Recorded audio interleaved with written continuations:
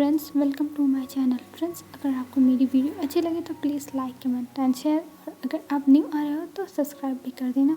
तो चलिए आज हम एक न्यू स्टोरी लेके आ गए हैं। आई होप आपको ये स्टोरी अच्छी लगेगी और ये फंक्शन स्टोरी है। और चलिए हम इस स्टोरी को स्टार्ट करते हैं। हमें सबसे पहले वी मंचन दिखाया जाता है, जहाँ पर एक लड़का काम कर रहा था। वो अपना काम बहुत अच्छे से कर रहा था और चुपचाप बस वो अपना काम ही कर रहा था। तभी वहाँ पे मैडम यू आती है और मैडम यू उस लड़के को देखते हुए कहती हैं, तुम अभी तक यहाँ पे काम कर रहे हो, तुम्हें जाके विंग को उठाना नहीं है, विंग सो रहा है। तुम हमारे घर में रहते हो और कोई भी काम टाइम से नहीं कर सकते हो, तुम्हें टाइम से करना नहीं आता है। तब वो लड़का कहता है, मुझे माफ़ कर दीजिए मैडम, मैं सारे काम कर रहा हूँ। और ये करके वो लड़का वहाँ पे काम करने लगता है। तभी ऊपर से जियांचन आता है और जियांचन कहता है, क्या अभी तक विंग नहीं उठा? आज हमारी इतनी इम्पोर्टेंट मीटिंग है और विंग सो रहा है, उसे जल्दी से उठाओ, हम वेट नहीं कर सकते, हमें उस मीटिंग के लिए जल्द से जल्द जाना होगा। तब वो लड़का कहता है, गगा आप रुको, मैं बुलाता हूँ विंग को, वो सो रहा होगा, मैंने आज उठाया नहीं ना।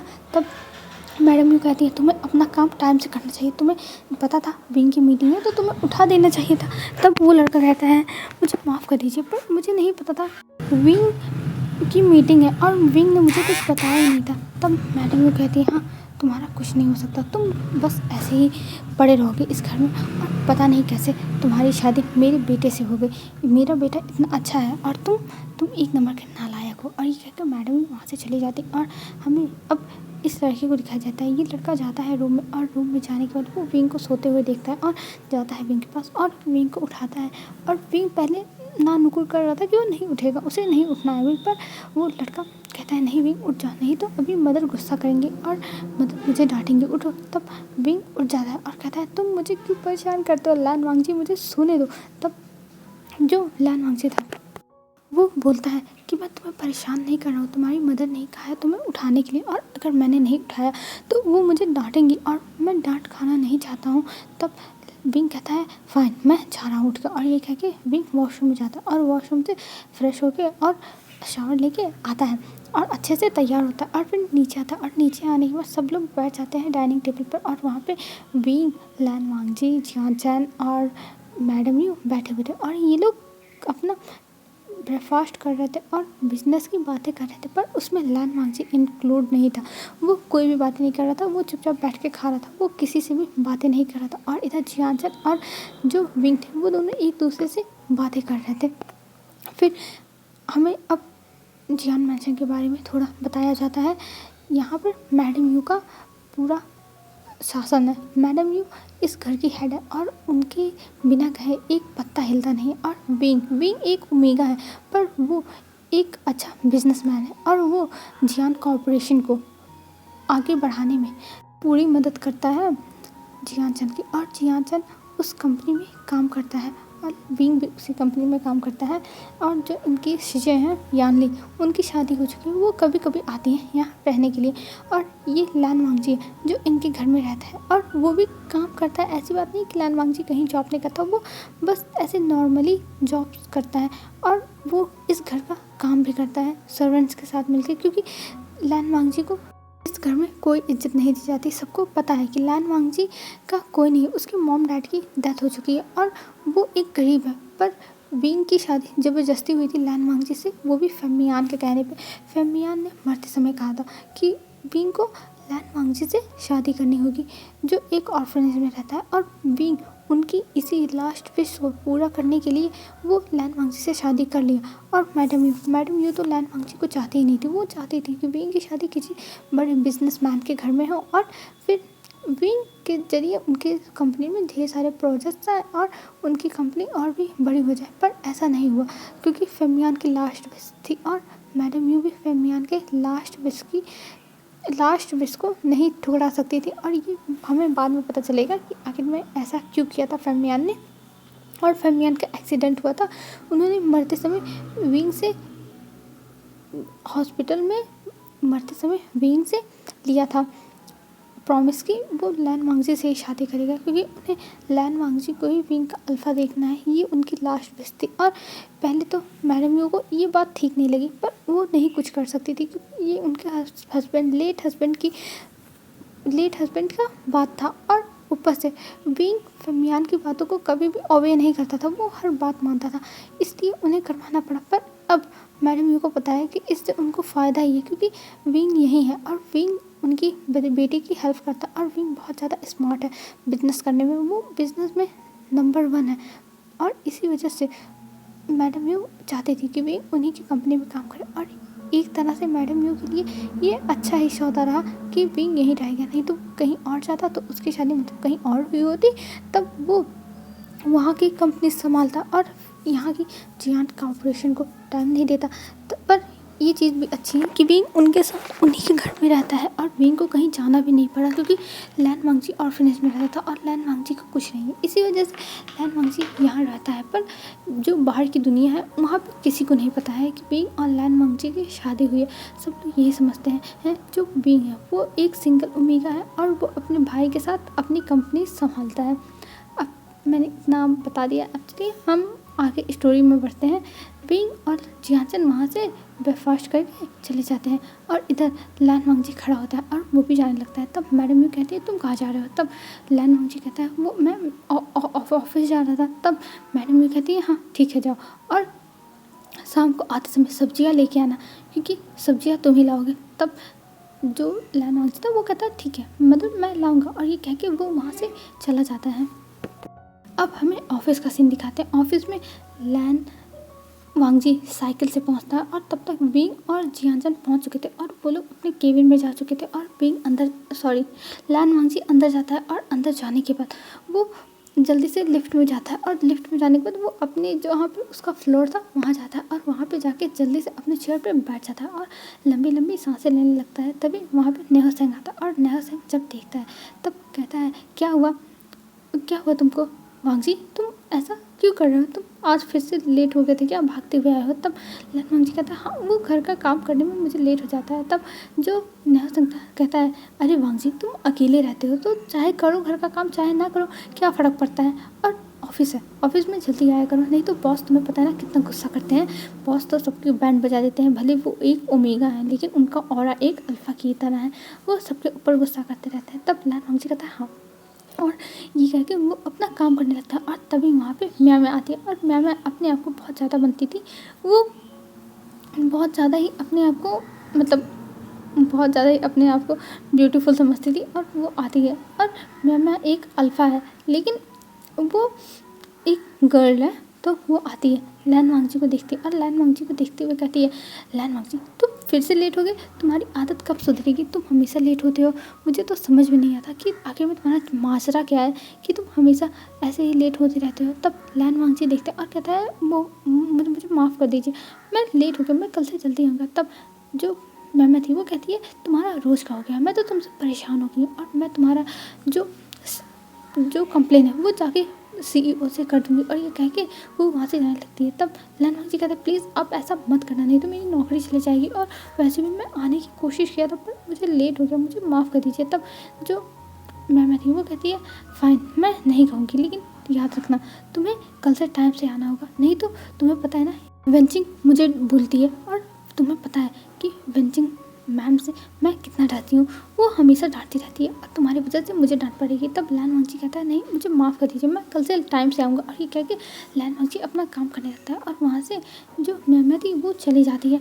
और हमें यहाँ पता चलता है जो वेंचिंग है वो भी एक अल्फ़ा ही है और वो विंग की बहुत अच्छी दोस्त है। और ऑफिस में दिखाते हैं तभी वहाँ पे कुछ टाइम बाद वेंचिंग आती है और सबको देखते हुए कहती है कि आप लोग मीटिंग में आ जाइए, हमें मीटिंग में वो प्रोजेक्ट चाहिए, और वो प्रोजेक्ट जिन लोगों ने बनाया है वो लाके टेबल पे रखो मीटिंग हॉल में। और ये कह के वहाँ से वेंचिंग चली जाती है। अब हमें मीटिंग हॉल का दिखाया जाता है, वहाँ पे विंग जियांचन वेंचिंग और जो मैम थे वो लोग भी थे, और भी ऑफिस के नेहो सेंग और भी लोग थे, और लैन वांगजी भी था। लैन वांगजी भी आके बैठा हुआ था, उसने भी ये फाइल बनाई होती, और वो फाइल सब लोग देखने लगते। और जो लैन वांगजी की फाइल थी उसको मैम ने अपनी फाइल बता के वहाँ पे रख दिया था, और फिर फाइल सब लोगों का देखा जाता, पर अभी किसी का फाइल पसंद नहीं आया था। तब विंग कहता है ये क्या तुम लोग नॉनसेंस दिखा रहे हो, मुझे कुछ अच्छा प्लान चाहिए और मुझे ज्वेलरी की डिज़ाइन एकदम परफेक्ट चाहिए, क्योंकि इन लोगों की डायमंड की है जो अरे डायमंड का जो बिज़नेस है वो है और ये लोग डायमंड का ही बिज़नेस करते हैं। तब जो मैम थी वो कहती है बॉस आप टेंशन मत लीजिए, मेरे पास एक और डिज़ाइन है और वो मैंने बनाया है, वो बहुत ज़्यादा ही आपको पसंद आएगा, आई होप आपको पसंद आए। तब विंग कहता है और रियली ठीक है मुझे दिखाओ, अगर मुझे पसंद आया तो तुम्हें बोनस मिलेगा। और ये कह के जो मैम थी वो स्माइल करती है ये सुनने के बाद और फिर वो अपने डिज़ाइन दिखाने लगती है। और फिर जो विंग था वो उस डिज़ाइंस को देखने लगता है और डिज़ाइंस को जब देखता है लैन वांगजी तो वो शॉक हो जाता है, क्योंकि ये जो डायमंड का जो नेकलेस है और जो कपल रिंग है वो लैन वांगजी ने ड्रॉ किया था। और लैन वांगजी एक डिज़ाइनर है बहुत अच्छा सा, पर अभी वो यहाँ पे कुछ बोल नहीं सकता क्योंकि मैम उससे अपना काम कराती है और वो अपना क्रेडिट ले जाती है। तब जो विंग था वो कहता है वाह मैम तुमने तो बहुत अच्छा डिज़ाइन बनाया है, तुम बहुत अच्छी हो डिज़ाइन में, तुम्हारे डिज़ाइंस भी देखो कितने ज़्यादा इम्प्रूव हो रहे हैं। तब मैम कहती है थैंक यू बॉस, ये तो मेरा फ़र्ज़ है इस कंपनी के लिए अपना बेस्ट देना और मैंने अपना बेस्ट दिया भी है। तब विंग कहता है हाँ मुझे दिख रहा है जिसने भी बनाया है उसने बहुत मेहनत की है और अपना 100% दिया है, मुझे ये डिज़ाइन पसंद आई, ये डिज़ाइन ऐसी है कि एक नज़र में क्लाइंट को पसंद आ जाएगी, क्योंकि इसमें कपल रिंग है और ऊपर से नेकलेस है जो जो हमारे जो कस्टमर है उन्हें चाहिए। और ये कह के वहाँ से विंग कहता है फाइनल हो गया, ये डिज़ाइन हम देंगे। और ये कह के वहाँ से चला जाता है वहाँ से चला जाता है विंग। और फिर हमें इधर दिखाते हैं मैमा को, वो स्माइल कर रही थी और लैन वांगजी जब देखता है कि सब लोग चले गए तब वो मैमा के पास आता है और मैमा से कहता है तुम ऐसा कैसे कर सकते हो, ये तो डिज़ाइन मेरे थे ना, मैंने तुम्हें दिया था और मैंने कहा था मेरा नाम लेना, पर तुमने मेरा नाम हटा के अपना नाम रख दिया। तब जो मैमा थी वो कहती है देखो लैन वांगजी जिसके पास पावर रहती है उसी को सब लोग पूछते हैं और अभी मेरे पास पावर है, मुझे सब लोग पूछेंगे, तो तुम शांति से अपना काम करो। हाँ धीरे धीरे तुम्हारी भी पोस्ट में बढ़ाने में तुम्हारी हेल्प करूँगी, पर तुम अभी शांत रहो। अगर किसी को पता चला कि ये डिज़ाइंस तुम्हारे थे और मैंने लिए हैं तो मैं तुम्हें छोड़ूंगी नहीं, मैं तुम्हें नौकरी से निकलवा दूंगी। और ये कह के वहाँ से मैमा लटकते झटकते मटकते चली जाती है और लैन वांगजी देखता रह जाता है कि आखिर में ये कैसी लड़की है, ये ऐसा कैसे कर सकती है, ये तो एक अल्फ़ा है और एक ओमेगा की लेके चली गई डिज़ाइंस। फिर लैन वांगजी कहता है छोड़ मुझे क्या करना है, मैं अगर जाकर बताऊंगा तो मुझे ये सब लोग गलत समझेंगे। और ये कह के लैन वांगजी चला जाता है और अपनी जगह बैठ के वो काम करने लगता है। तभी नेहा संग आता है और कहता है वांगजी तुम ऐसा कैसे होने दे सकते हो, वो तुम्हारे डिज़ाइंस थे मैंने देखे थे और वो तुमने बनाए थे, पर ये मैं क्या कह रही है।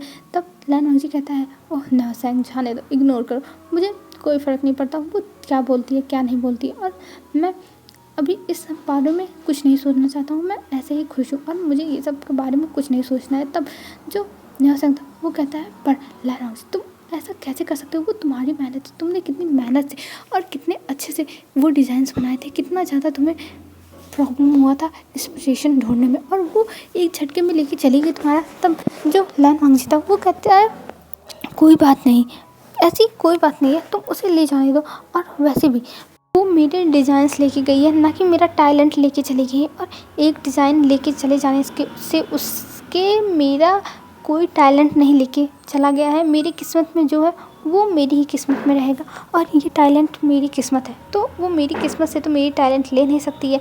तो ये कह के लैन वांगजी चुपचाप बैठ जाता और नेहा सिंह सांस लेता और कहता है भाई तुम कितनी ज़्यादा इनोसेंट हो, तुम्हें कोई भी कुछ भी बोल के चला जाता और तुम बस सुनते रह जाते हो, मुझे तो विश्वास नहीं हो रहा है। और ये कहते हुए नेहा सिंह वहाँ से चला जाता है। फिर लैन वांगजी कहता है हाँ मुझे सब कुछ सहना पड़ेगा क्योंकि मैं अनाथ आश्रम में रहा हूँ और अनाथ आश्रम में रहने की वजह से ये सब तो मेरी डेस्टिनी है और ये सब मुझे करना ही होगा। और ये कह के लैन वांगजी अपना काम करने लगता है। और इधर हमें विंग को दिखाते हैं, विंग वेंचिंग और जो जियासन था वो लोग बैठे हुए थे और वो लोग बातें कर रहे थे और उसी डिज़ाइन के बारे में ही बातें कर रहे थे। हाँ ये डिज़ाइन बहुत ज़्यादा परफेक्ट है, ऐसे डिज़ाइन हमने देखे नहीं है, अगर मैं इतनी अच्छी डिज़ाइन बनाती है तो उसे डिज़ाइनिंग हेड बना देते हैं और उससे और भी अच्छे अच्छे डिज़ाइंस बनवाएंगे और उसको कोई प्रॉब्लम नहीं होगी क्योंकि जो इसने भी ये बनाया है उसके अंदर ये नेचुरली टैलेंट है। और मतलब ये सब लोग बातें कर रहे थे। तब वेंचिंग कहती है ठीक है मैं को बुलाती हूँ और उसे बना देती हूँ।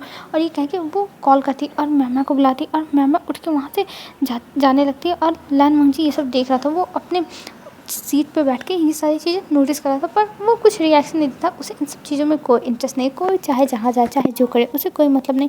और इधर हमें दिखाते हैं जब मैम अंदर जाती है तब उससे जब कहती है वेंचिंग कि तुम्हें अब डिज़ाइनिंग हेड बनाया जा रहा है तो वो बहुत ज़्यादा खुश हो जाती है। पर जब कहती है व्यंजन कि तुम्हें अब से बहुत अच्छे अच्छे डिज़ाइन बनाने होंगे और हमें देने होंगे। ये कहने के बाद वो कहती है कि ठीक है, अब तुम जा सकती हो और तुम्हारी सैलरी बढ़ जाएगी और भी इन्फॉर्मेशन तुम्हें तुम्हें पता चल जाएंगे। तब जो मैम थी वो हैरान हो जाती है, क्योंकि उसे पता है कि उसे डिज़ाइंस नहीं आते हैं। वो तो लैन वांगजी का चोरी करके और लेके ज़बरदस्ती अपने डिज़ाइंस बता के सारे काम करती है। पर अब वो क्या करेगी उसे तो नहीं पता, पर उसे लैन वांगजी को समझाना होगा और लैन वांगजी को धमकाना होगा कि लैन वांगजी उसके हिसाब से रहे, क्योंकि लैन वांगजी बहुत सीधा है, उसे कोई भी कुछ भी बोल के चला जाता है, वो किसी को जवाब नहीं देता है। ये मैम सोच के वहाँ से निकलती है और वहाँ से निकलने के बाद वो सीधा जाती है लैन वांगजी के पास और लैन वांगजी से कहती है तुम मेरे साथ टाइल्स पर चलो, मुझे तुमसे कुछ बातें करनी है। तब लैन वांगजी कहता है आप पर मैं अभी काम कर रहा हूँ और मैं अभी नहीं जा सकता हूँ, मुझे काम करना है। तब जो बेंची थी वो कहती है, सॉरी मैम थी वो कहती है देखो मुझे इससे कोई फ़र्क नहीं पड़ता तुम कितने इंपॉर्टेंट काम कर रहे हो, क्या कर रहे हो, तुम्हें चलना ही होगा मेरे साथ और मुझे तुमसे बहुत इंपॉर्टेंट काम है जो तुम्हें सुनना ही होगा। तब लैन वांगजी कहता है अच्छा ठीक है मैम चले, और ये कह के वो चला जाता है ऊपर। तब नवचंद कहता है अब पता नहीं क्या होने वाला है, पता नहीं क्या ऑफिस में गई और इतने झल्लाते हुए और गुस्से में आई है, और ये कह के वो अपना काम करने लगता है और कहता है गॉड प्लीज़ लैन वांगजी को सेव करना, और ये कह के वो फिर से अपना काम करने लगता है।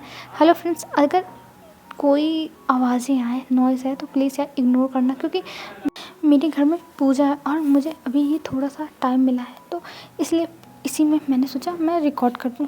चलिए स्टोरी पर आते हैं। लैन वांगजी जाता है टेरेस पे और वहाँ मैम खड़ी थी और मैम बस लैन वांगजी को ही देखे जा रही थी। तब लैन वांगजी कहता है क्या हुआ, तुम मुझे ऐसे क्यों देख रही हो मैम। तब जो मैम थी वो कहती है तुम चुप करो, तुम्हारी बोलने की तमीज़ कहाँ गई, अच्छे से बात करो। तब लैन वांगजी कहता है ओह सॉरी मैम, आप मुझे ऐसे क्यों देख रही हैं मैम, बताइए। तब जो मैम थी वो कहती है तुम्हें मेरा एक काम करना होगा। तब लैन वांगजी कहता है क्या करना होगा आप बताइए, मैं आपके हर काम करूँगा, और वैसे भी आप मेरी बॉस हैं तो मुझे आपके हर काम करने चाहिए।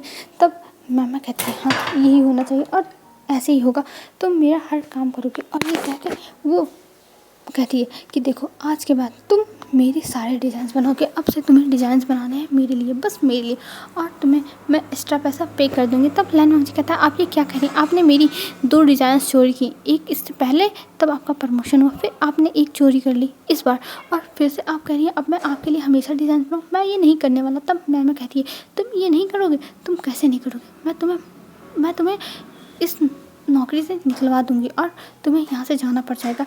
तब लैन वांगजी कहता है पर आप मेरे साथ ऐसा कैसे कर सकते हो, मैं ऐसा क्यों करूँ, मैं अपनी जॉब को नहीं छोड़ना चाहता हूँ, और वैसे भी वो मेरे डिज़ाइन से मेरा टैलेंट है, तो मैं अपने टैलेंट को आपको क्यों दूँ, मैं अपने टैलेंट की चीज़ आपको क्यों दूँ। तब जो मैम थी वो कहती है अगर तुम्हें इस ऑफिस में रहना है तो तुम्हें काम करना होगा मेरे हिसाब से, अगर तुम यहाँ से जाना चाहते हो तो ठीक है, मैं तुम्हारा रिजाइनेशन लेटर टाइप करवा के तुम्हारे पास सेंड करवा दूँगी। तब लैन वांगजी कहता है आप ऐसा नहीं कर सकती, आप ऐसा कैसे कर सकती हैं।